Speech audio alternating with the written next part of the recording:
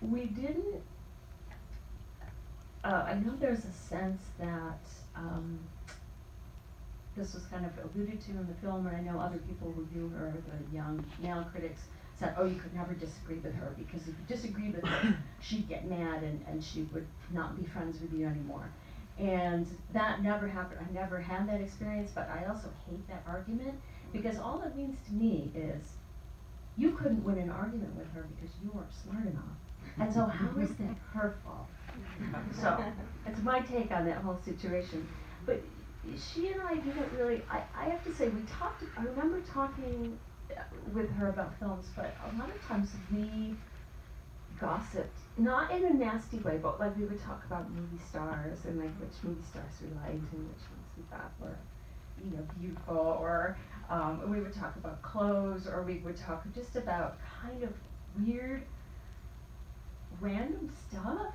And I also think she loved guys. She did love young men. She liked to have like young, smart men around her, of course, like who doesn't?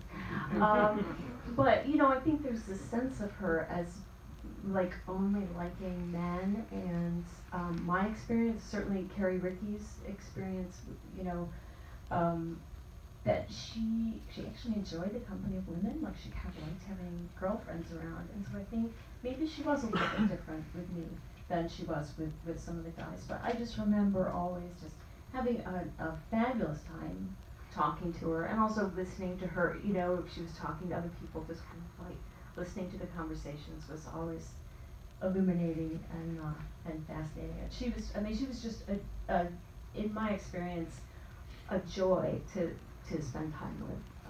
And it got harder, of course, as she got older and she became, her health started deteriorating, and that, it created its own set of difficulties. But yeah, she was always lovely.